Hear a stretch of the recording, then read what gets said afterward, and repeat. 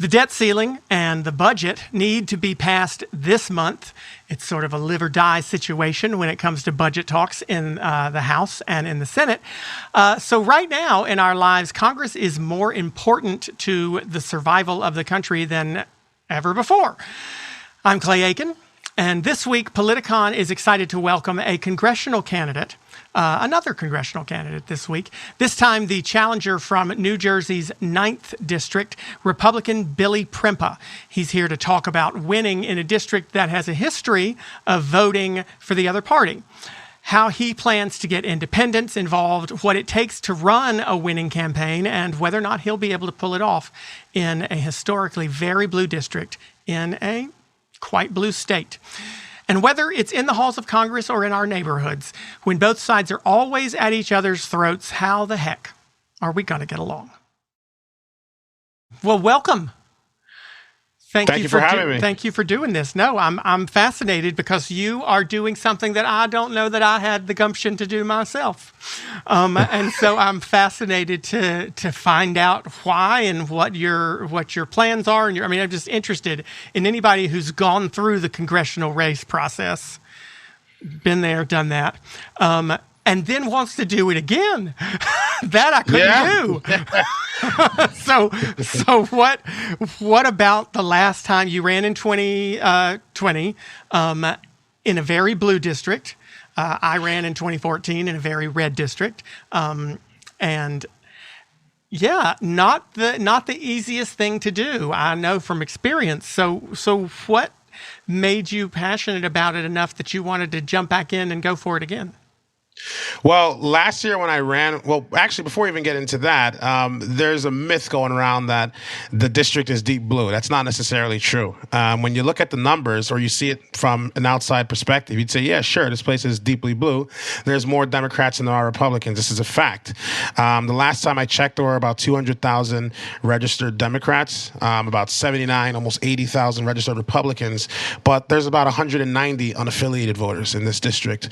So the truth is that the Republican Party, in my opinion, has been lacking with trying to reach out to the unaffiliated voters and even the Democrats and giving an alternative perspective. So all we see is blue. All they've dealt with is blue. And I believe a lot of that falls on the leadership that the GOP has had for the past couple of years. There's also a lot of other political reasons. The quote-unquote Republican leaders in this district tend to work hand in hand with my Democrat opponent. So there's very specific reasons as to why the numbers appear the way that they do. I learned all this towards the end of my first run in 2020.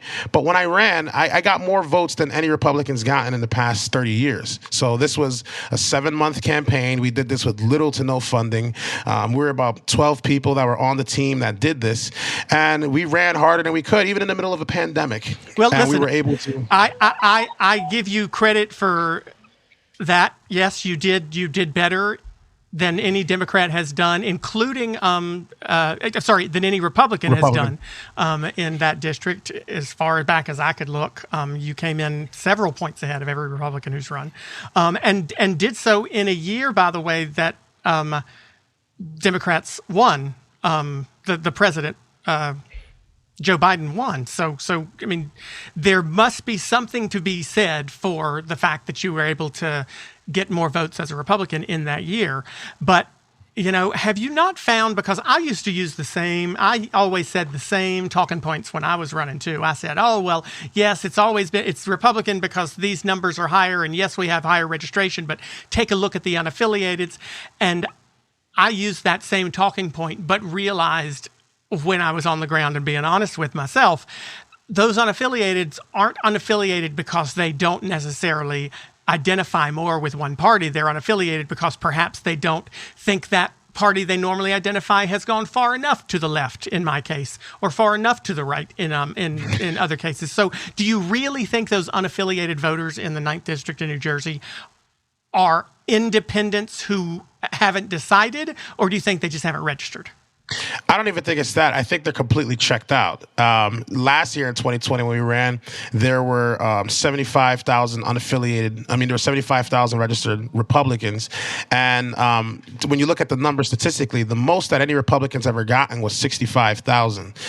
So when I saw that, and I saw on average 65,000 other people that's coming out. I knew the cities that they were coming from, and my strategy was, listen, we're going to focus solely on unaffiliated voters. The Republicans are going to come out. Historically, they're going to come out. So we focused our campaign on talking to people who've either never voted or never decided to come out. And when I speak to most of them, a lot of them have been shocked, especially in Paterson, in my city. It's the third largest city in New Jersey. It's largely inner city as well, too. Most of them are shocked to actually meet a Republican for the very first time, let alone a Republican that looks like me. So a lot of them came out and were open to hearing new ideas because all they've heard were the same ideas. And typically they just stay home and just don't get involved. So how do you get them to listen to you if you can't knock on 750,000 doors? Because, I used to say the same thing. If I could get in front of 750,000 people, I could get them to vote for me. But I can't, and you probably won't be able to either. So how do you get them to pay attention? I mean, isn't that a challenge in a district where so many funders, you got to raise money. So many people are hesitant to give money because they don't know that it's viable. Yeah, so here's what we did. Our strategy was we kind of went for more of a guerrilla marketing type of approach. Since it was COVID and there were a lot of people in the homes, we focused our strategy on social media marketing. I have a lot of extensive knowledge on running advertisements on social media for many years. And we targeted campaigns to specific demographics on Instagram, Facebook, and YouTube. And we also did a lot of campaigns on television for most of the elderly people that are not coming out. We were able to get our ads on television, especially where there was the highest unaffiliated turnout in Paterson. We were able to have our commercial showing every hour for 16 hours a day.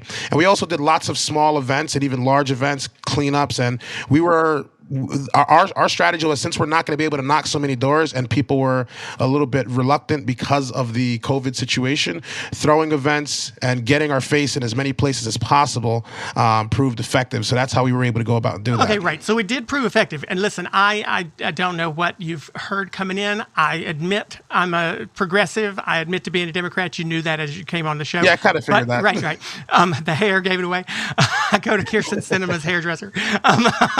But the whole premise of this show is to get people from opposite sides to talk to each other. And that's why I have been excited about being able to talk to you, because I have lots of Republican friends. And I don't think Republicans are bad people by any stretch. I just happen to disagree with a lot of things that the Republican Party says. And I think we need to lay down our swords and talk more. So if I come for you at any point, it's not because I'm trying to give you shit. It's because I'm just really curious. So when you say it was effective, I guess my question to you is, it was effective in the sense that it was more effective than Republicans have been in the past, but it still fell 15 points short of a threshold where you could win. So what are you going to do differently this time in New Jersey? There's also several things you got to take into account. The incumbent that I'm running against has been there for 24 years. Even before that, he was mayor of my city for about 8 years. And then before that, he was an assemblyman. Before that, he was on the Board of Education. Right. So, and I know nothing about him at all. And I listen to your ads, and I'll be the first to say, yeah, I think that you've got a strong point, whether it's a Republican or a Democrat who's an incumbent, if they've been in power or in a position of power for that long, and the situation has not improved for the people of that district, which you talk about in your ad, how crime is still rampant in the Paterson area, how the quality of life has not improved in all the years that he's been in office. That's a really strong argument, but it must not be strong enough, right? So what can you do that's different, even though he's been there for 24 years, since the mid-90s in that seat? What can you do that's different to get people to pay attention to it if they've not cared yet? Well, it's deeper than that. It's like one of the biggest issues is overcoming the name recognition. That's hands down the biggest issue. The people that we've met, they voted for him only because their brother voted for him, their uncle voted for him, their elder person in their family voted for him. You think people know who their congressman is?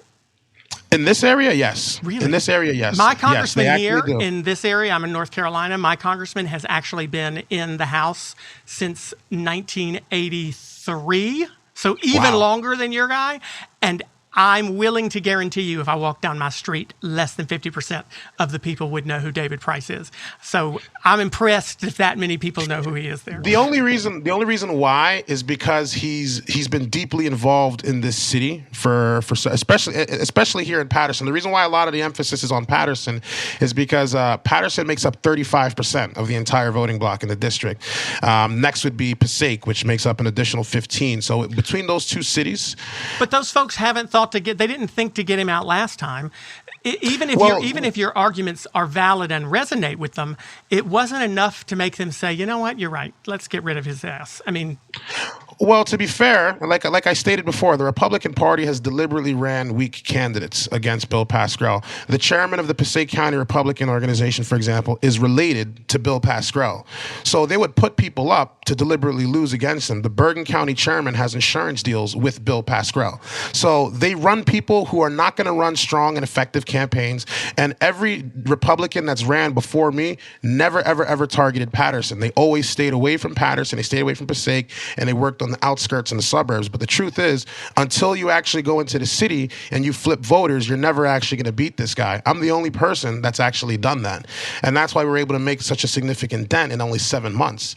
So we're starting off early, and we're coming with a completely different message. He would avoid debates. He doesn't want to talk to me. He'll talk about, he supports black people and all this, yet all of his policies have done nothing. Well, he doesn't want to talk to you because he likes his name recognition, and he doesn't want anybody to know yours, right? No, I don't think it's that at all. It's that's what it is. Trust me, as a Democrat, I wouldn't want to debate you either if people knew my name, but they didn't know yours. God forbid I give you airtime. Right? That actually worked negatively in his favor, because while I approached and I had ideas and I had policies that I brought to the table, the only thing this guy could talk about was January 6th and Donald Trump. That's literally all he spoke about. People knew, even Democrats would come to me and say, listen, why doesn't he want to debate you? Democrats would call his office and say, hey, there's this young guy, he's 30 years old, you're 84 years old, you have all this experience, debate this guy. This kid's getting traction, he's got some pretty great ideas, we want to hear what he's about. And he's like, I'm not going to talk with that guy. All of the previous candidates that ran against him, he debated them. But these candidates were all weak. They didn't really have strong positions. They didn't really have plans or a platform. He doesn't want to talk about things like, he doesn't want to talk about ending lobbying, for example. His son is a multimillionaire lobbyist in the district. He goes out into Washington, D.C. and lobbies on his behalf. And I know this, right? He doesn't want to talk about those kinds of things because he benefits. He doesn't want to talk about bringing businesses into the inner cities and having them take control of the derelict cities and bringing manufacturing back to places like Paterson. He doesn't want to talk about apprenticeship programs and putting that inside of our schools so that while our high schoolers are learning, by the time they graduate, they have skills that they can fall back on. He doesn't want to talk about this because the teachers' unions back him, they fund his pockets, and he doesn't have any solutions. He goes around and he buys people off, he gives people jobs, and he gives them reasons to vote for him, but he actually has no policies. Well, listen, those are two very different accusations to throw around. One being, incredibly inflammatory. Well, but the buying people off thing, you've kind of got to have receipts if you want to be able to, if you're going to. Oh, I've got receipts. That. I've absolutely got receipts. I've 100% got receipts, and this is not a hidden secret. Like lots and lots and lots of people in this district know this. So let's set aside his detractors and the things that make him not an ideal congressman, and tell me what would make you one for that area. What ideas do you think could both be effectively conservative to satisfy Republicans and also effectively aisle crossing, if that's the right word, to satisfy a district that has for the last several decades trended towards Democrats regardless. So you have to, I think you would admit that if you are to be able to win, you would have to be able to pick up people who have voted Democrat for at least several cycles and get them to switch their votes to a Republican. How do you do that when so many people just vote for the party nowadays? Don't you think that's the case? I don't even think it's necessarily that people vote for the party. People vote for what they know, rather than voting for what they don't know. Like I said, people know this man. They've heard his name, and hey, he's just another vote down the ballot. The average Democrat that I speak with doesn't even like this guy, but they vote for him because he's their guy and he's who they know. But do they vote for him because he's their guy, as in he's the Democrats' guy, or do they vote for him because I mean, I feel like, don't you feel like today people vote all over? I mean, you look at the way congressional districts are drawn throughout the country, and there are very few seats that are drawn in a way that make the district competitive. I think New Jersey has one district that is even closely competitive. North Carolina has 0 districts that are competitive. A lot of states have no competitive districts. So is it not, don't you think that people simply vote for the party that they feel like they agree with the most on?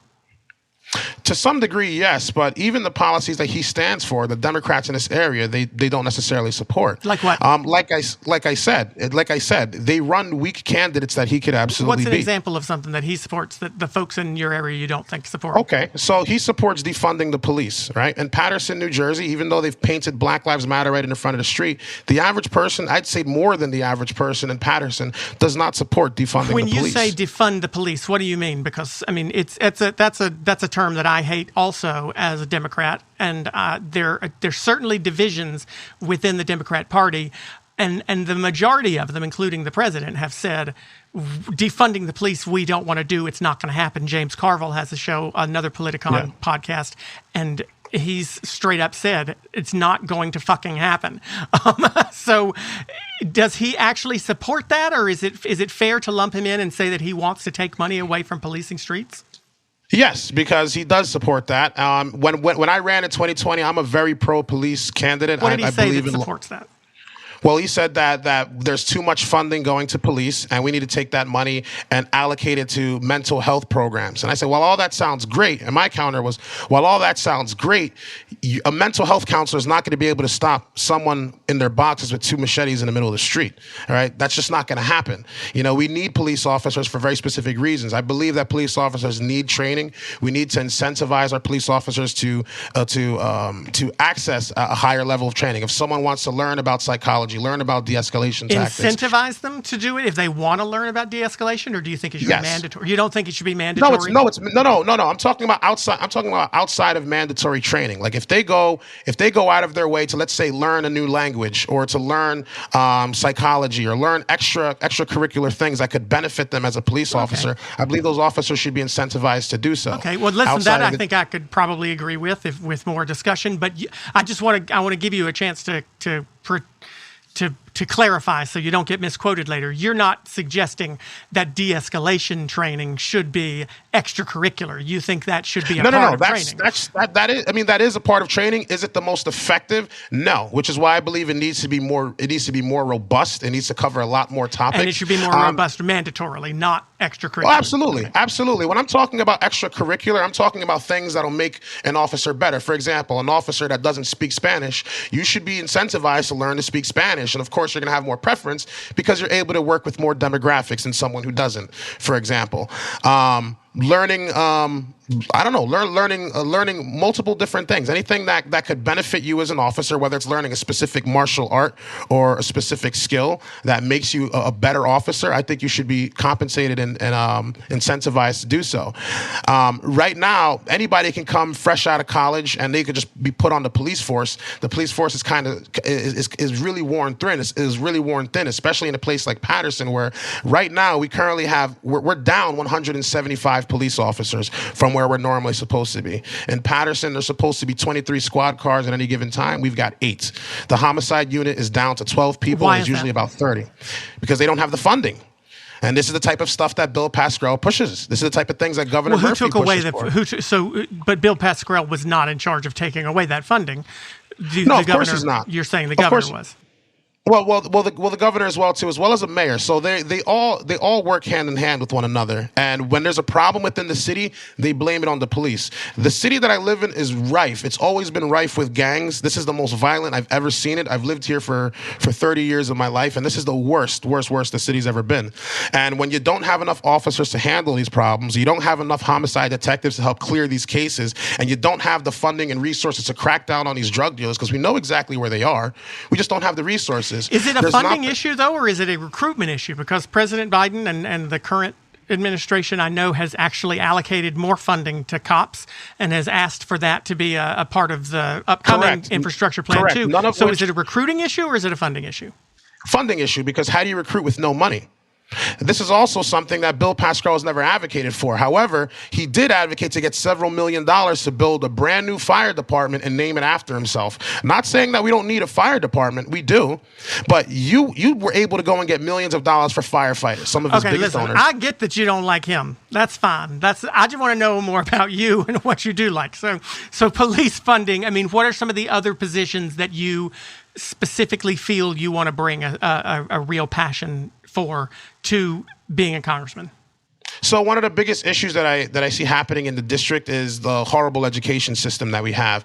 I'm all for school choice, but I don't believe that school choice should supersede public schools. I believe that public schools' curriculum and their education should be a lot more robust. I also realize that adding funding doesn't fix the problem. We've got an overblown budget, for example, here in Passaic County, that doesn't get the children what we need. So what I believe is the best way to resolve this is we have so many kids graduating out of high school with no skills, yet they'll go into college and get caught up in debt. So my solution is working with bankers, IT companies, tradesmen, and several trades companies to bring their skills to schools and teach our children how to do what they do. So the incentive for the business owner is they get some kind of tax incentive. The incentive for the benefit for the student is they learn skills that they otherwise wouldn't have been able to get. And 3, the school's curriculum gets more robust and they're able to compete with other schools by having different programs that they would have otherwise not been able to have. By the time a kid graduates high school, they'll have skills that they could use whether they go inside or outside of college. Okay. I want to come back to that, but I want to quickly rewind a little further and get you to clarify what you mean by I support school choice, but I don't think it should detract from public schools. So how do you feel? Like, clarify. So that the reason why I say that is because I'm very big on school choice, but when I hear a lot of Republicans talk about school choice, their main focus is purely on school choice. But the thing is, we already have an infrastructure in place within our public school system. The solution shouldn't be just take away from public schools and go directly to school choice. The solution should be we already have an infrastructure. How do we make it better? So that's what I mean when I say that I'm for school choice, but that doesn't mean we shouldn't invest in our public schools. How would you implement school choice then? Is this a charter school thing? Is it an all public school thing? Is it a voucher type idea? What's your position on vouchers and charter schools? Well, the vouchers and the charter school programs that we have, I believe the way they are right now is fine, and they should work just the way that they do. Does New Jersey does have a voucher program then? I don't know. Some districts do, some don't. I know in Patterson they do have a voucher program where if you would like your child to go to the school, there's like a lottery that you go for, and then you can get those vouchers to put your children in those schools. Doesn't that take money away though from public schools? Well, that's exactly why we need to make a more robust curriculum for our public schools. It's like we could, for example, we have the head of the Board of Education in Patterson, for example, makes $250,000 a year. They just had a report not too long ago where they were showing the types of food that the children were eating. Their plan is to spend $5 million to correct this food problem. This is a food problem they've had for decades. Millions and millions and millions and millions of dollars go into the school system, and we've got the lowest test scores, we've got the lowest graduation rate, yet the executives are getting paid hundreds of thousands of dollars. So throwing money at the problem isn't going to resolve it. I mean, heck, if we go right up the road to Totowa, for example, their school budget is far less than ours. The kids have better school, they've got better graduation rates, they've got better scores, and they've got better everything overall. So Why? Money is not the issue. I think it comes down to the way that the money is allocated and the way the money is used. There is a lot of corruption that happens in Patterson within Passaic County. So what can a congressman do about that, though? Isn't that a problem locally? Well, it is a problem that's happening locally. But what I would like to implement to make our schools better is by creating programs that allow for children to learn different trades as well. Because the only solution is just go to a charter school. To me, that's not a good enough solution. We need a reason for our public schools to do better. And in order for these businesses to want to work with these schools, the schools have to perform. So, as I listen to you, I mean, I'm struck by two camps I don't think that they intentionally emerged in the Republican Party. I think there are two camps in the Democrat Party also. The camp on the far left in the Democrat Party often gets more airtime, at least if you ask me, because I'm not in it. The camp that's on the far right of the Republican Party tends to get more airtime. The folks who are in their respective camps, but a little bit closer to the 50-yard line, get less. As I listen to you talk about school choice, but robust public schools still, about funding police and protecting the police forces, but making sure they're trained appropriately. Do you consider yourself a moderate Republican? Do you consider yourself, what part of the Republican Party do you think you fit in today? I wouldn't even listen. I'm a Republican because I'm a conservative, I'm a Christian, and I believe in a lot of these values. If I were to, what are those values, though? Because that would imply to me that people who are Democrats are not Christian. No, that's not what I'm saying. No, that's not what you're saying. I said it's an implication, so I'm letting you clear it up. Right. No, that's not what I'm saying. Traditionally, a lot of Republicans tend to be deeply, deeply Christian. But if I were to define myself, I would say more like outside of the political parties, I would say I'd be more of a libertarian, more like Ron Paul and Rand Paul, I would say. So that tells me that at least tells me, only based on those words, that socially you're more progressive and you want people to have freedoms and smaller government. But to have programs at the federal level would be sort of anti-libertarian, right? Libertarians would not want more of these programs from the federal level telling the state boards of education how they must spend their money. So that's not necessarily libertarian, is it? What types of programs? Well, I mean, you talked about you wanted there to be programs for kids so kids can learn trades. So if as a congressman you were to introduce legislation that required the state of New Jersey to allow, or the county of Passaic County to give kids more education in trade fields, that would be the federal government, or at least some people would claim, and you're always going to piss somebody off, no matter where you are. Somebody would claim that's the federal government coming into Passaic County and telling us how to do our jobs. We don't want to provide trade education. We want to do it this way. The federal government should stay out of it. Are libertarians in the right place? Are they running for the right offices if they are running for any sort of federal office with an idea to implement anything? I mean, well, like I said, I'm a Republican. I'm registered as a Republican. In terms of values and beliefs, like I said, I'm a libertarian. I don't see that as the federal government taking control. If Passaic County says something like, well, we think we're doing it right, the numbers state otherwise. And at this point, we're spending a lot of money in our public schools, and our public schools are failing. This is a solution that's being put on the table that can help bolster our public schools and give our children an education that works. Because thus far, everything they've done for the past 2 decades has not worked. So who should make those decisions? Should it be for education specifically, or for police forces specifically? Should it be the city making the decisions about how they hire and spend their police, their law enforcement money? Should it be counties that decide how they spend school money? Should it be states that make these decisions? Should the U.S. government have more input on it? Where do you stand there? No, of course it's up to the local governments, but when it gets to the point that it's starting to harm the welfare of the people, in this case, violent crime is up 72% in my city. It's the highest it's ever been. Not once has Bill Pascrell requested assistance from the FBI to help crack down on these people, because we know exactly where they are. Not once has he requested funds to hire more police officers and get them the training necessary to clear this up. And not once has he requested assistance from the Attorney General to look into the corruption, some of it that may be going inside of our police departments and inside of our government on the county level. So a lot of this stuff is allowed to happen. Listen, I'm excited to hear how passionate you are about your home area. I can't say town because you got several towns in that district, so it's not just one, but your home district. You said you've lived in that area, in that district, or in that area for 30 plus years. My whole life, yeah. You're only 32? 31. 31. Well, about to be 32, yes. So pretty much your whole life. You lived there your whole life, for the most part. Yeah.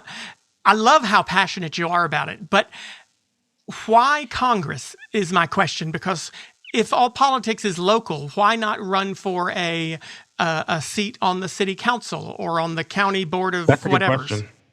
That's a really good question, and that's a question that a lot of people ask me, and it's something that I've considered. But at the end of the day, you run for council and you're beholden to the mayor. And the mayor is looking to be the protege of my opponent. If I run as the mayor, the congressperson could easily cut off funds and make things difficult for me to even manage. But the congressperson doesn't have any power over funding that comes to the county. They have one vote out of 535 votes, and they don't get to say, "Don't send money to my area." Correct. No, correct. But hear me out. Correct. While that is correct, you also have to understand the influence and the power that he has in this city. He's been in control of this city for almost 45 years. Almost all of the power that he gets is from D.C. So it's easy to say, yeah, he's just one guy, and that's the typical answer that I hear. But at the end of the day, this guy's tentacles run deep. They run deep on a local level, not just in Patterson, but in Passaic and in Hudson County. So if we're ever going to fix any of the problems, and not just Patterson, because I know a lot of this conversation is focused on Patterson, but that's only because they're the largest population. But if we're going to fix any of the problems in the district, we have to remove the head of the snake and bring someone that's actually going to truly represent the people. Because right now, he's only benefiting himself and the people that are close to him. Can you tell me you mentioned it very early or much earlier in the conversation, just kind of touched on it briefly. You said people are not used to seeing Republicans in the district, especially not Republicans who look like me. We're talking to each other on video camera now, but this is a podcast, so most folks won't know. You're a black man who's a Republican. That certainly gets attention, not just locally, but nationally. Yeah. Is there not there is certainly, I imagine we can agree that there is at the very least a stigma that the Republican Party is not as supportive of minorities as the Democrat Party. We can agree to disagree on that, but there's certainly that stigma nationally. How has that affected you, and how do you combat it in a pretty progressive area? It hasn't at all. I understand the stigma you're talking about, but I would go as far as to say that stigma is not true. I've seen the Republican Party fail miserably with people of all races, even a lot of white people. So I don't think it's much of a racial kind of issue. There is a stigma, however, that people believe that Republicans are just a bunch of white racists. I've met hundreds. I've probably lost count how many of minorities that I've met within the Republican Party. When I said people feel a little bit interested or odd seeing someone like me, is I'm 6'2", I'm 280 pounds, I'm a muscular guy, I'm African American, and I've got dreadlocks, and I live in Patterson, New Jersey. Not only that, I live in the 4th ward of Patterson, New Jersey, the most dangerous ward in the city.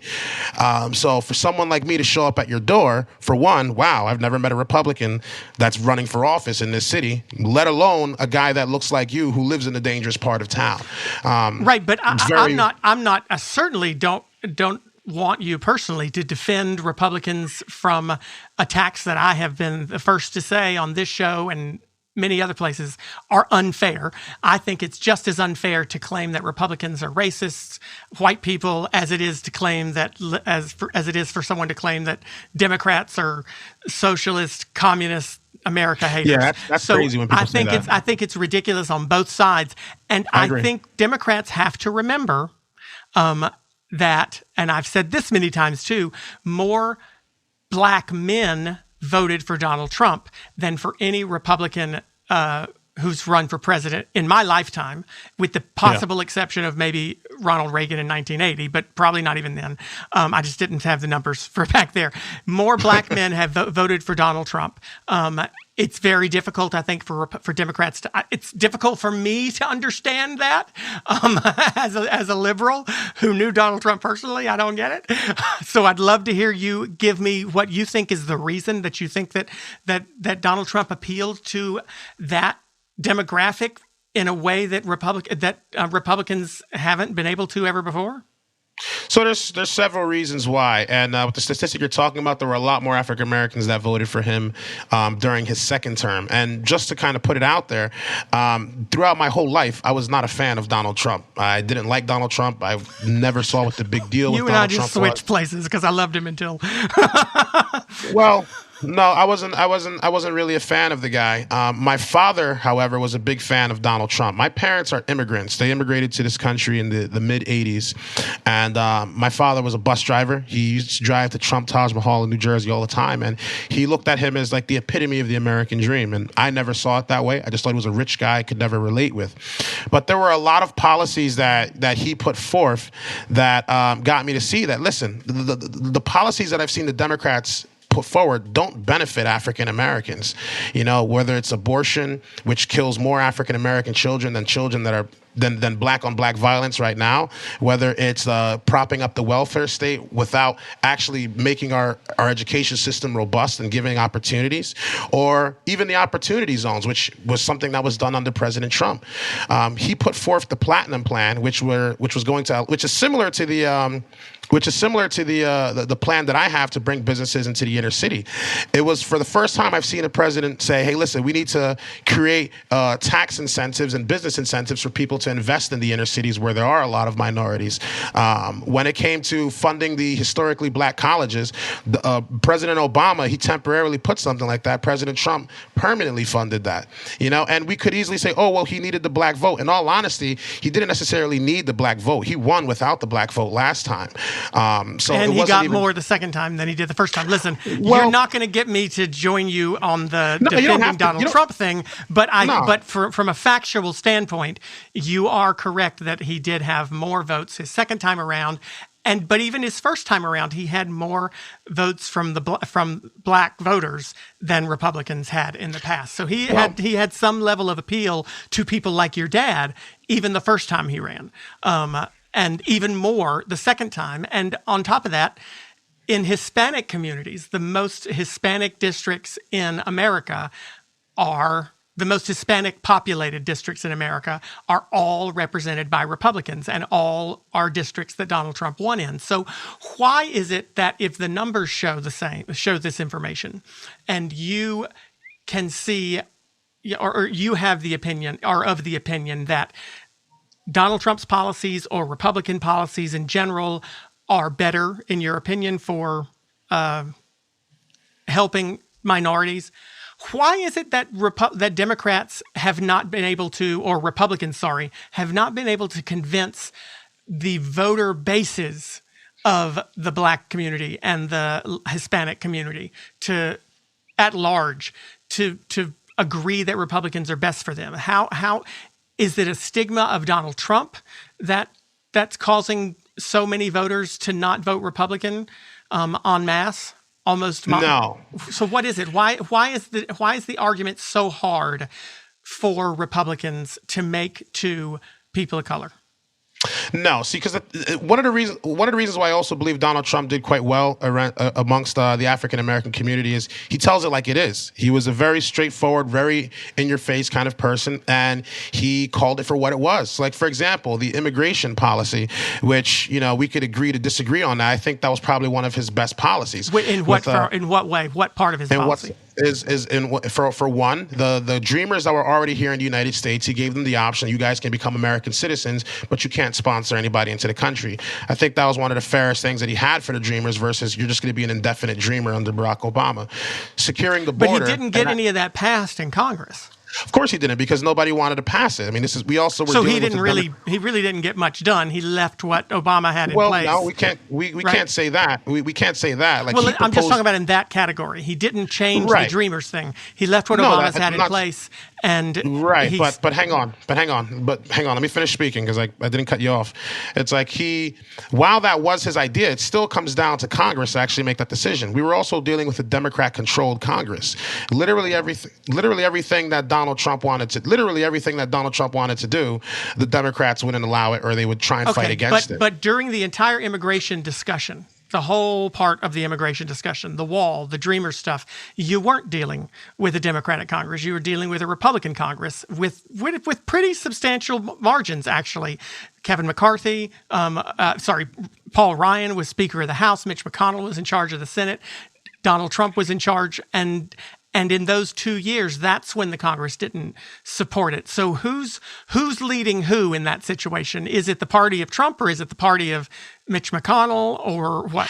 I would say it's the party of Mitch McConnell. And those kinds of Republicans, those are not the type of people that I consider straight up Republicans. These are people that I believe are in it for their own best interest and for their own personal deals rather than the American people. So who is in office, currently in office, would you consider a real Republican who's there to do the types of things you want to do?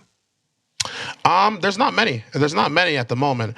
But we're deviating from my original point when we were talking about. No, you're just not answering my question. You got to have somebody who you think is good. Well, Rand Paul, I believe, is good. Lauren Boebert, I believe, is good. Those are just a few that come to the top right now that I really support and think they're doing a good job. Okay. Your Ted original Cruz, point then. My original point is when we were talking about immigration, when we were saying some of the policies that I like, I believe that his policies made sense. The stay in Mexico policy before people come into the United States, I think was a good idea.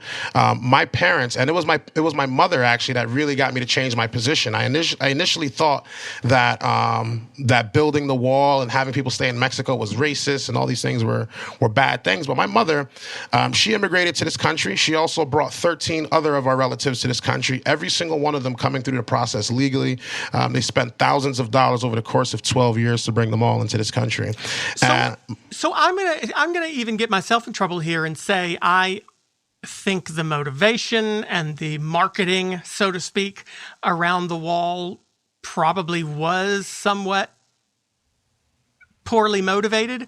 But at the same time, I have always been one of the Democrats who just said, you know what, give him the damn wall, as long as you get something else out of him that we want. I agree with you. So I don't want the wall. I think it would have been irresponsible. I don't think it would have been a great symbol. I don't think it would have been a good use of money. But I don't think that the wall itself was a problem. And I think if you look constitutionally at the arguments on both sides of the stay in Mexico policy, it's less sensitive, certainly, but there are arguments that reasonable people can disagree on. But so much of what is presented in Congress, from the White House, from the Senate, from the House, on TV, has become so colored by the red or the blue that very few people on either side of the aisle have any interest in even entertaining an idea if it came from the other side. So, obviously Republicans have been against spending for decades. Too much spending. When Republicans were in charge, they spent more than any Congress had spent in the prior 20 years, and Democrats were against it. And now Republicans have flipped and are saying that they want to cut spending. There's so much hypocrisy. How can you stop that? How would you want to turn down the volume, to turn down the temperature on constantly disagreeing with the other side just because politically it's expedient? So I don't even think I agree with you to a certain extent, but I also see the reasons as to why the spending was increased. For example, the immigration situation, they'll say that building the wall was a waste of money, right? They'll say that it's $5 billion is a waste of money, yet they vote to send billions of dollars to El Salvador. Listen, I'm not going to disagree that it was a waste of money, but I also wasn't as mad about spending money back then either.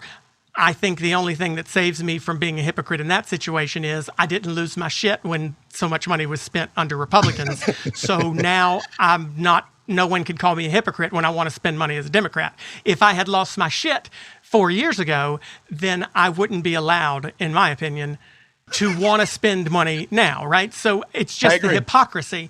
And I try my best not to be a hypocrite, although we all do it sometimes. So I guess my point is, I guess what I'm saying, I watched your video, and then listening to you as we've talked here, I get a very different picture of you as we speak than I did from your video. When I watched What was the initial picture? The initial image that I had before we started speaking today was, this is someone who's using a lot of buzzwords and catchphrases and carrying the American flag and talking about socialism and communism, which, yeah, they're great words to raise money from the Republican base in the same way that saying somebody is a fascist probably helps raise money for Democrats. But I don't use fascist, and I don't throw bombs on Republicans just because they might help me raise money. Do you really think that Democrats are trying to bring socialism to America? When I hear you talk, I don't think that you do think that. But when I watch your ad, I felt attacked as a Democrat. Like, holy shit, he thinks I'm a communist. Well, no, but what I can say is I don't believe that all. So, like you said earlier today, not all Democrats are the way that you. I don't remember what the analogy was you said before, but the same way you said not all Republicans are racist. No, I don't necessarily agree with that. What I can say though, and what is becoming more mainstream, is similar to what you said earlier today. The far left is getting a lot more airplay than even the moderate Democrat. I believe Bill Clinton today, if Bill Clinton were to run as a Democrat today, he would be considered a Republican or even considered far right at this point. Today's average Democrat, which has become largely progressive and to the point where they're pushing for socialist policies, Bill Clinton wouldn't even be considered that.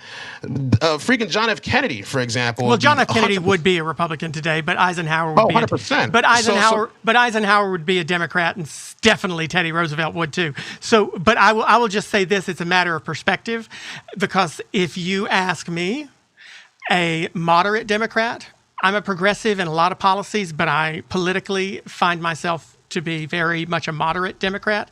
I agree with you. I think the far left gets way too much airplay. But if you were to talk to the producers of this show or lots of other Democrats who I know who are farther to the left than I am, they would tell you, oh my God, the only people you ever hear talking about, the only people with power are Joe Manchin and Kirsten Sinema.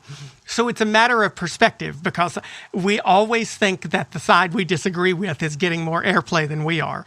I'm sure Right. you think that your opponent gets more press and airplay than you do. And I guarantee you, every time he hears you've done something, he's like, why the are they having that guy on such and such a TV station? So it's always a matter of perspective. I would disagree that the far left is the basis of the Democrat Party now, though. The only reason why I would say that is a lot of them are being put front and center. And another thing I will say is, this is at this point to me, it's an undisputed fact. A lot of outspoken conservatives are censored and even banned on social media. I myself get censored, shadow banned, and even cut off from my account several times. What are you outspoken about, though? Because I've spoken to you here, and you felt moderately reasonable. I mean, we're going to disagree, and that's fine. But are there flames that you have thrown that have gotten you in trouble? And if so, what are they? Yeah.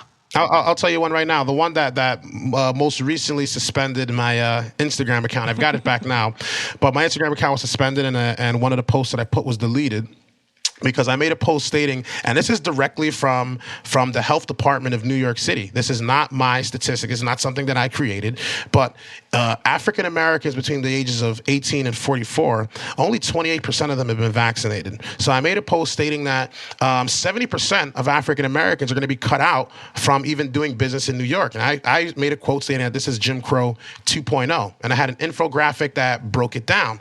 That post was deleted, and it was shut down. Now, why'd you use? I mean, listen, I'm in the Bill Maher Democrat camp on this. I think we all need to settle directly the fuck down on the canceling and the deleting and the censorship shit. I mean, yes. So I'm with you. But why did you use a term like Jim Crow 2.0? Because I understand why, and I get what your point was, and I also don't think that you should have been deleted for that.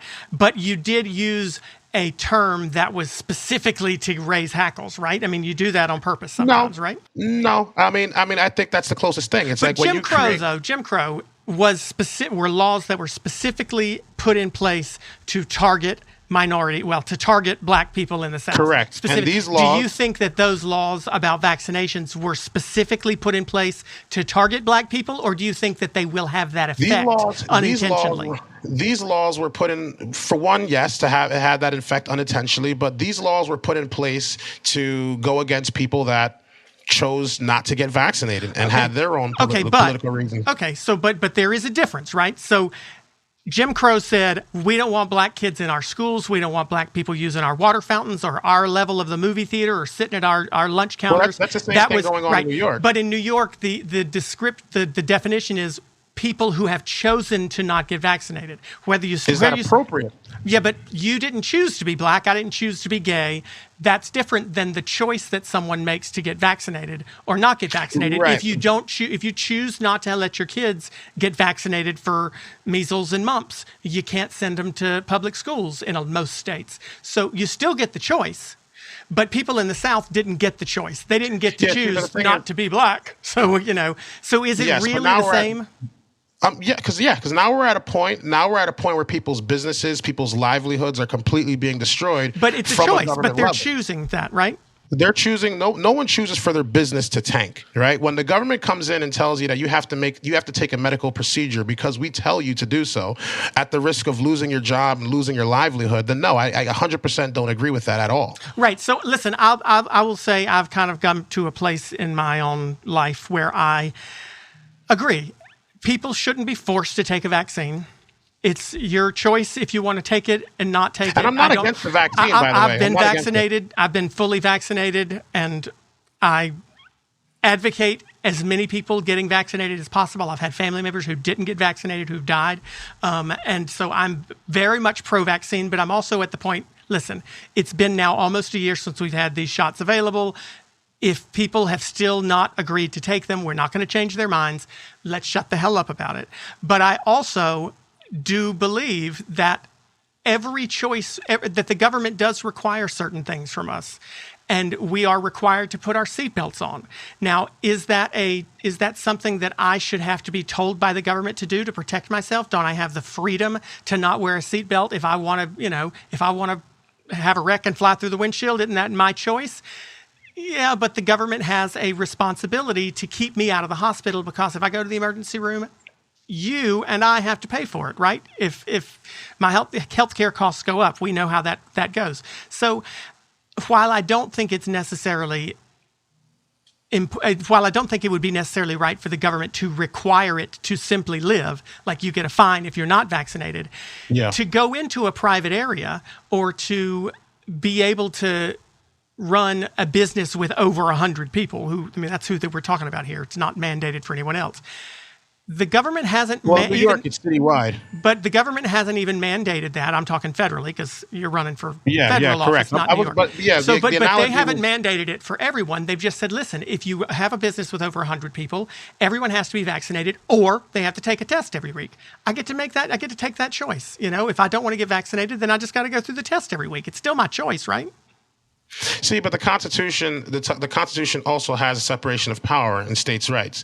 The analogy that I was mentioning in that post wasn't even related to federal issues. I was talking specifically about New York and using New York as an example, because citywide, you can't do anything unless you show that card. You can't do anything at all. You can go into you can't go into a lot of public restaurants, but if you owned a restaurant in New York and you wanted to let whoever you wanted in, you'd be allowed to do that. No, that's not true. No, you'll be fined. You'll be fined, unfortunately. Okay, well then I need to read up more on that, because if that's the case, then okay, maybe you have an argument. I don't know all the laws there, but it's a bit messed up. But so because private industry. I've got a little libertarian streak in me as well on those things, but not as much as yours, maybe. Trust me, on all the other issues, I am definitely not. But I do think that people get confused between what is personal choice and what is a government mandate, because outside of maybe New York City, these things aren't being mandated. They're certainly not being mandated from the federal level. And you hear people saying, well, my body, my choice. Well, it is your body. It is your choice. Go ahead. Choose not to get vaccinated. Go for it. If the school system wants to require masks on kids, that's their case. That's their choice. And my position on that is, if you don't want masks to be required, then I think the school board should stop requiring pants and shirts too, because hey, we are allowed to require certain things. You're not allowed to walk around with your bare ass out on the street, because public decency. So if the government can require you to cover up your ass, they should be able to require you to cover up your mouth as well, if when it comes to the mask thing. I'm going to disagree on that. But what I will say is, tell me why then. Why you disagree on that? Why you think it's okay to require people to cover their butts up, but not to cover their mouths up? How it's different? Well, I think that really comes down to decency. Yeah, but who decided that a butt was vulgar, right? You can walk down this. You go to any beach in New Jersey that you go to in the summertime, you're going to see most of those women's full asses on display with a thong, right? And half the guys too. So it's not indecent there. A school is not an appropriate place for that. Yeah, but isn't that a personal choice though? Some people think it's perfectly fine. Nudists would have no problem with it, right? So I guess my point is, if you're going to be fully libertarian, we got to be fully libertarian for everyone. No. See, now the thing is with the mask is they're telling us to put on this mask for health reasons, right? That's the reason why they're telling us to put on this mask. So it's okay to require things for morality I'm not with the mask. I'm not with the mask mandates. Let me finish my point.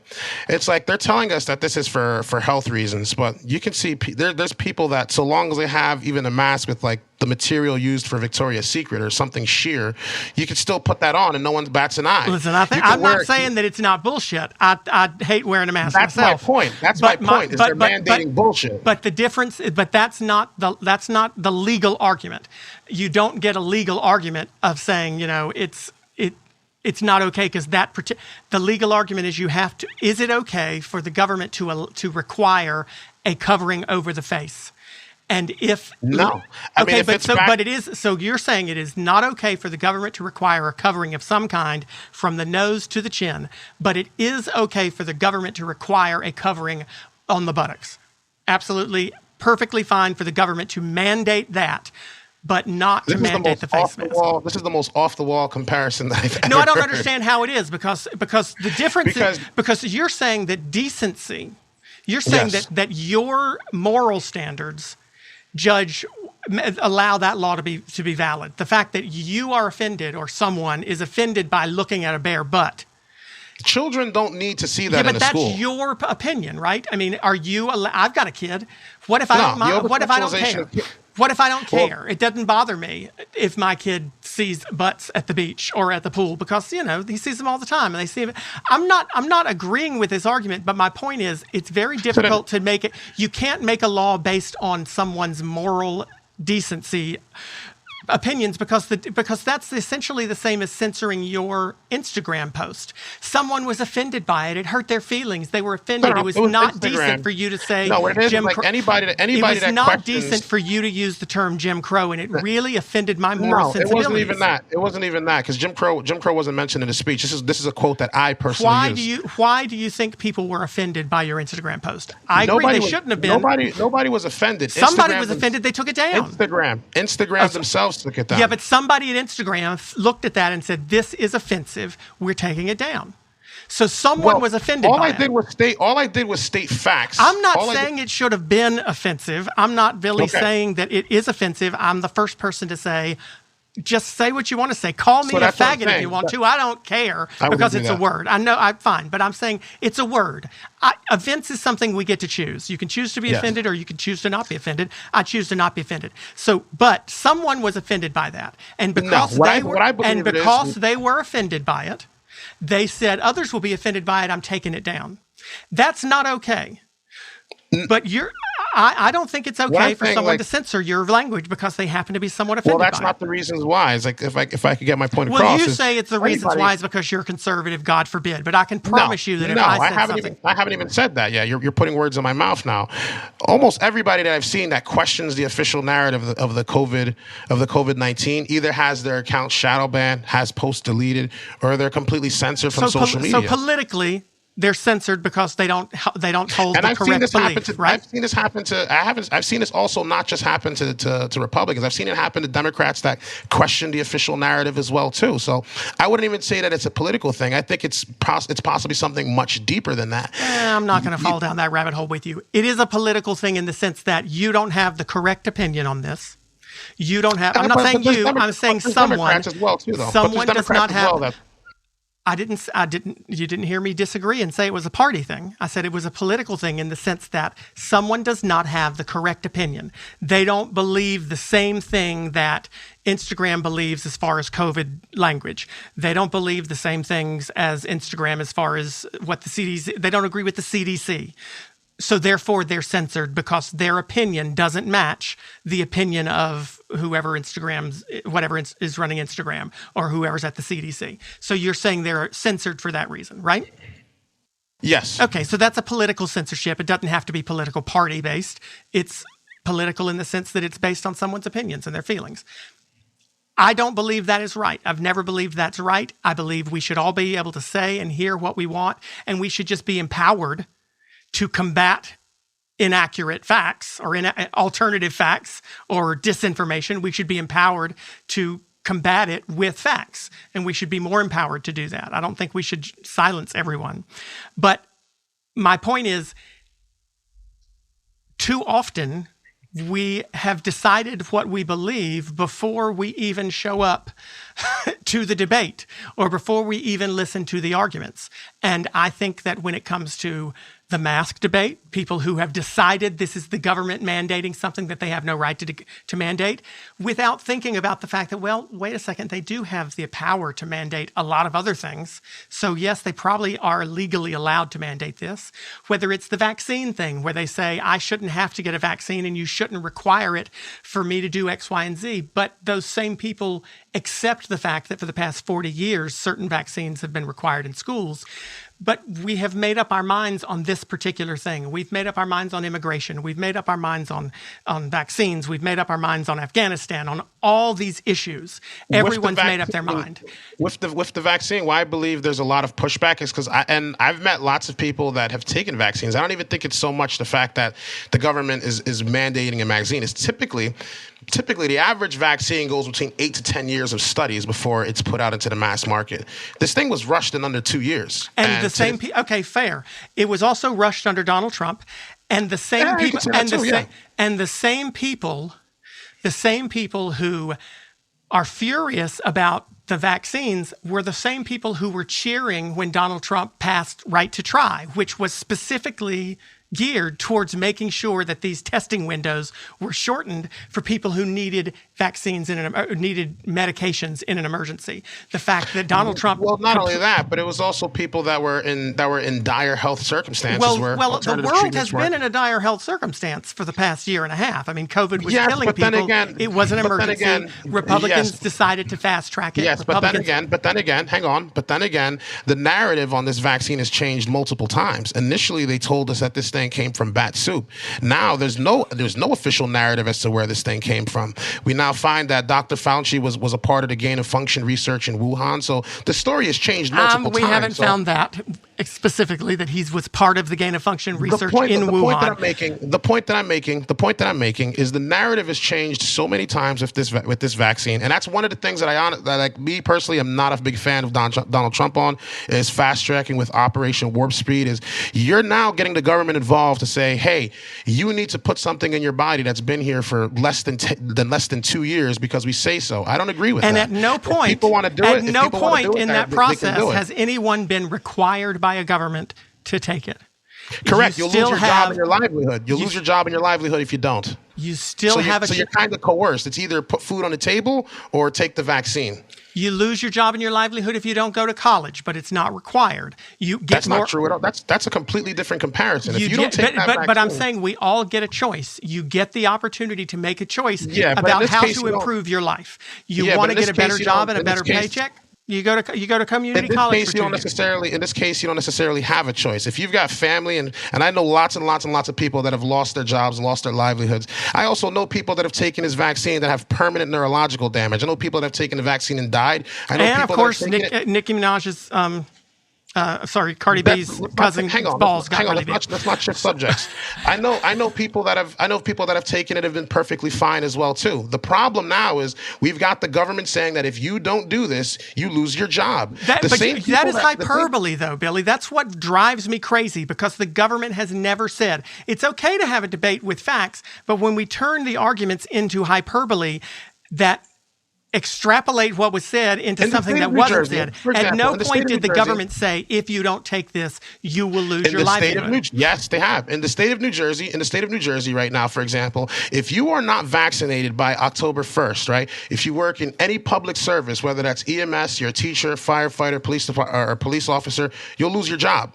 In the military right now, federally. And that's a choice. You won't have that job, but there are other jobs available. The hiring people are looking for folks to work. Now, you see, the thing that's the problem that I have with it is now you're not just affecting that person that's taking that chooses to or not take that vaccine. You're not just affecting that person. You're affecting their entire family and the people that depend on them. So you're literally coercing somebody to do something against their will. And if you don't, then hey, tough shit. You lose it all. You don't lose it all because there are lots of people who are hiring and there are other opportunities, and you have a choice. Coercion or forced vaccination would be the government fining someone or punishing someone who did not get vaccinated. Yeah, they're not doing that. Punishment. Losing your job is a punishment. But if you are a private employer, you get to make the choice as to whether or not you want to hire or fire someone who works for you. Right, but now if You something get to happens choose to that. that person, but if something happens to that person, let's say like one of my friends who has permanent neurological damage, they can't sue that person. They can't sue that business. They can't even sue the manufacturer of the vaccine. They don't have, because they wanted you to keep that job, you have to take it. So you think that the public service employees who work for the state of New Jersey should not be required, that the state of New Jersey as an employer should not have the same rights as a private employer has to hire and fire and choose requirements for how the people who work for them in the same way that the person who owns the restaurant or the store on the corner can? The person who owns that store can choose who they want to hire. But it sounds like you're upset with the state of New Jersey for making a requirement to work there. Yes, but not even just that, but even in the White House right now and members of Congress and the Senate, they're not required to take that vaccine. But for the common folk like you and I, we are. I'm not required to take shit. Well, you're obviously self-employed, I'm assuming. I'm assuming you run this. I'm self-employed, but if I weren't self-employed, if I were working at the Food Lion down the street and they required me to take it and I did not want to take it, I have two choices. One, take it and stay at Food Lion, or two, don't take it and go get a different job. I have a choice. And if something happens to you because your boss required it, then what? Wait a second. My boss didn't require it because I made the choice as to whether or not I was going to take it. He's not responsible. I chose. He's not responsible. He's not responsible, but he's making a medical determination for you. No, he's not. He's making an employment determination for him. At his place of business, he only wants people who are there who have been vaccinated. I get to choose.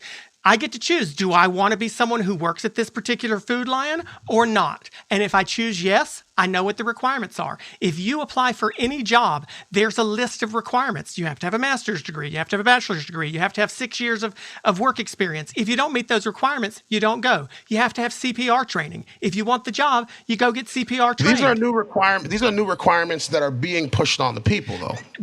That's fine, but It's not fine. That's the problem. Have the that right. Violates the Constitution at that point. If you can find the clause in the Constitution where something has been violated because private employers have changed the requirements for the jobs that they are paying people to do. If you can find the clause where that is, then I will donate. I will max out to your campaign.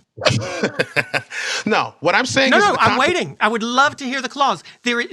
I cannot stand it when people throw the Constitution back if they don't know what they're talking about. There's nothing in the Constitution that requires... That tells a private employer who they can and cannot hire. The only requirements that the Constitution places on those does not allow people to discriminate based on race, the 13th Amendment. But other than that, private employers get to do what? And you know what's crazy is Republicans believe that. Republicans have always been the party that says private employers should get to do what they want to do.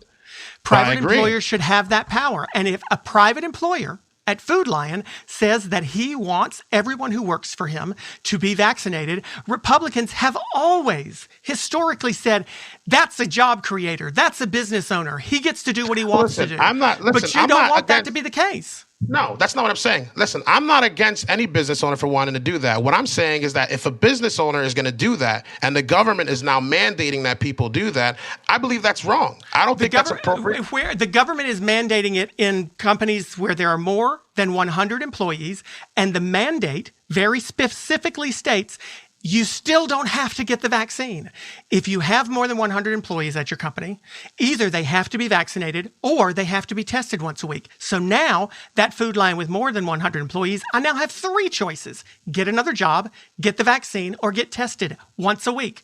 I'm not required to get the vaccine and I still get to keep the job. So where has the government forced me to take the vaccine? Because right now, I'm not saying that they're forcing. It's like you now have a medical procedure that people are going to have to go through routinely every single day just to even live a normal life. And even to this day, we still go routinely every single day, a medical routine that people have to go through every single day. What is that routine they have to go through every single day? Well, I'm saying every day. I'm talking about in terms of the week. I'm talking about taking the test. But don't employers have the right to make employees take a drug test whenever they want them to? We've said that's absolutely. Okay. Okay, sure, so absolutely. why can't those employers be required? That's a medical routine they have to go through? Because now it's being mandated by government now.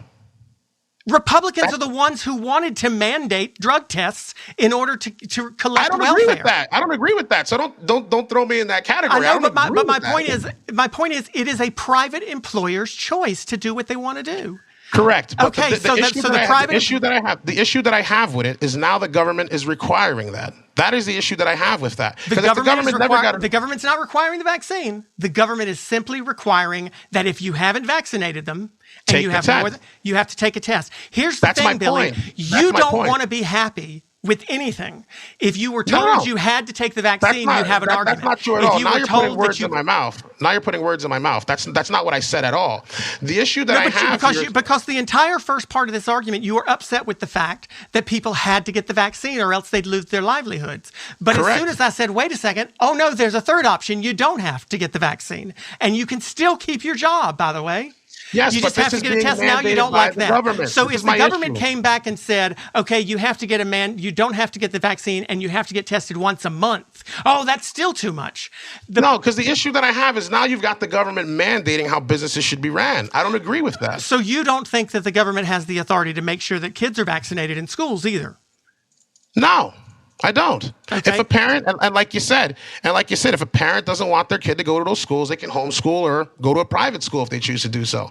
Like you said, the issue that I have. So you're agreeing that there are choices available. The issue that I have is now the government is mandating this. It's either you take the vaccine. If you don't want to take the vaccine, so you're also against seatbelt mandates, I'm assuming. Motorcycle seatbelt mandates, because every state except for New Hampshire requires that the state law requires that you wear a seatbelt. That's only for your safety. No, I'm not against that. Why not? If you don't wear a seatbelt, you get fined. You don't lose your job. You get fined. That's worse. Sometimes you can go to jail if you can lose your license. Instead, if you lose your license, you lose your job because you can't get to work. What about motorcycle helmets? Those shouldn't be required either, right? The government has no business telling me what I can and cannot do at all, right? Ever. I wouldn't say that. Okay, so where's the line? Because sometimes my government tells me I can't water my lawn on Tuesdays and Thursdays. That seems like an impingement on my freedom, if you ask me. I think that's stupid. Is that really a law where you live? Of course it is. It's a law in most places during the summer when there's a drought. I've never heard that ever in my life. Okay. Most places, maybe not in New Jersey. Maybe you don't water lawns as much as people do elsewhere. But there's lots of mandates. The government has the ability to make certain mandates in order to protect the greater good. Mandates aren't laws. Mandates aren't laws. They are laws, because if you water your lawn on the wrong day, you get a fine. If you park in the wrong spot of the street, you get a ticket. Yeah, if you drive, it's not a law. I'm sorry, what? That's an ordinance, not a law. Do you get a fine for it? Yes, but that doesn't make it a law. Okay, it is a law. The difference between a law and an ordinance is only based on the jurisdiction that it covers. Ordinances are in cities, laws are in states and federally. So it's still a law, it's just a city law. And so it has a different word. It is still against the law to park in the wrong spot. You still get a ticket. There are lots of things we can't do and can do. So I got to move on. I'm totally going to get killed and fired here if I don't move on to some listener questions, and I want to, but I'm fascinated with this discussion. Eric, I'm going to try to get to the ones that came in from New Jersey, if I can find them. Erica from Newark, so not too far from you. Which is the bigger threat to the country? Endless wars for liberty or democratic socialism? Endless wars for liberty or democratic socialism? Yeah.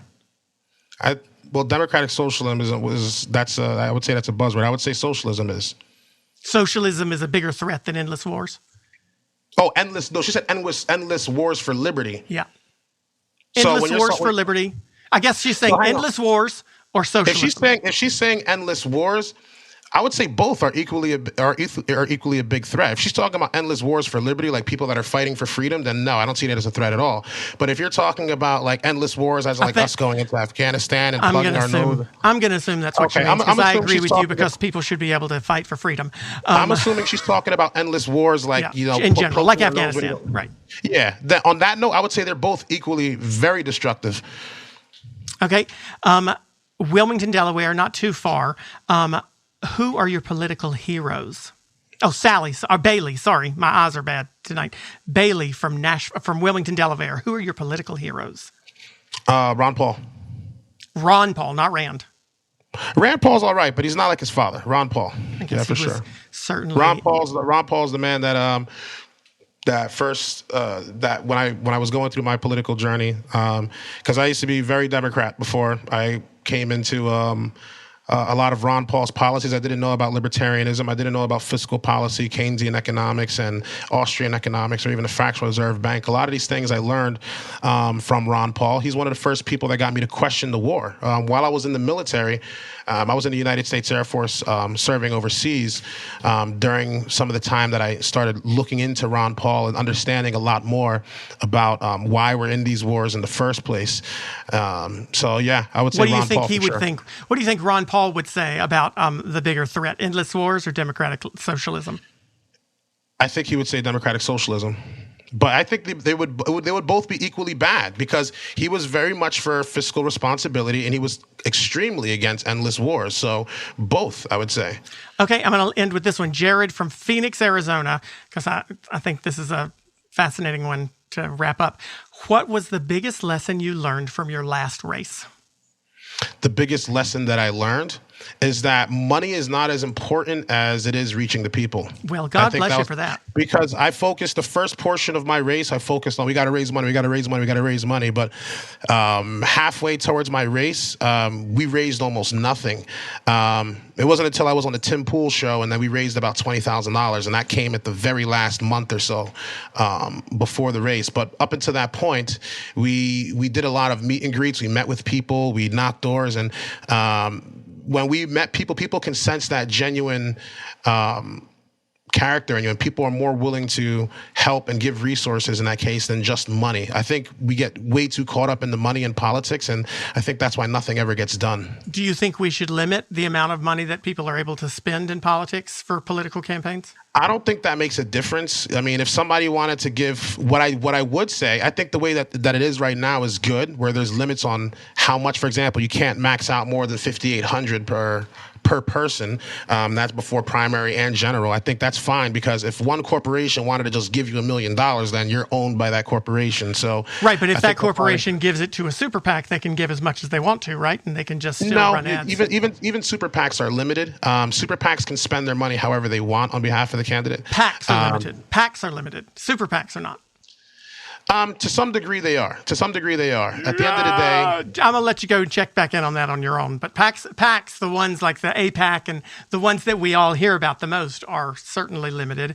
But the Super PAC, that special Citizens United version of PACs, are able to spend as much money as they want and get it from whoever they want, because there's no reporting to be done whatsoever. Someone can donate $1 million and they don't have to report whatsoever who gave them the money. So there are no limits. Do you think that dark money is something we should get rid of? Of course, I believe that there should be limits on all types of donations, like we currently have right now. But even like I said, at the end of the day, my biggest focus on this race is, while money does help, I've also learned that money isn't the be-all and end-all. And people can see right through that kind of stuff.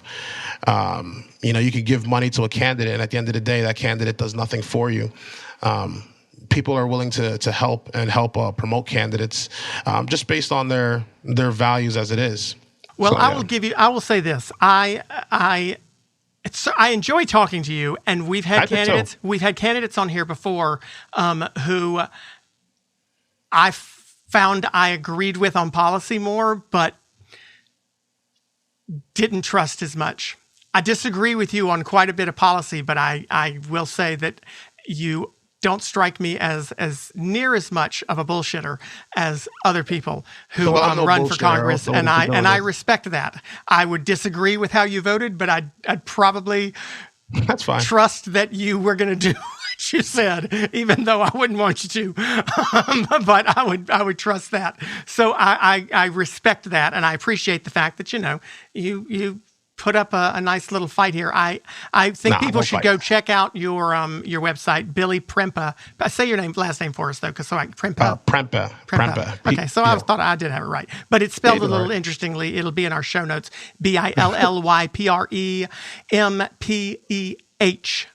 com. We'll make sure that that's in the show notes. But so you're going into your second bout with your opponent, whose name I'm not saying you say all the time, but out of respect, I don't ever say the candidate's opponent's name when we talk to them, because I know I didn't want people saying my opponent's name. You're going into your second. Where did you run? Just out of curiosity, where did you run? Second district in North Carolina. North Carolina, second district. Well, if you found a map of it today, it wouldn't look like it looked in 2018. It doesn't look like it looked in 2016 or 2014 because we've had to redraw our maps every 2 years here in North Carolina for the last 8 years. Oh, really? It's every 10 years in New Jersey. No, well, it's every 10 years in North Carolina too, but they were so gerrymandered that courts continued to strike them down. Gotcha. It was a very different iteration of the second district. The second district is now actually gerrymandered to be pretty blue. I ran at a very different time. Nevertheless, Are you going to run again? Oh hell no! This is more enjoyable to me. So I have a lot of respect for someone who will go back into that fire, even if they're fighting for things that I may not agree with. I respect somebody who'll go back into it. The 9th district in New Jersey, Billy Prempeh. Check him out, like I said, on his website. You can follow him. How do people follow you on Twitter? They can, on Twitter. It's just my name, Billy Prempeh. I'm more prevalent on Instagram. My Instagram unless he gets banned. Yeah, that's why it happens. But some guy named Bill is my Instagram. Some guy named Bill on Instagram. Second time around, if you make it there, you're going to be walking into a Congress that's incredibly divided. Billy, how the heck are we going to get along?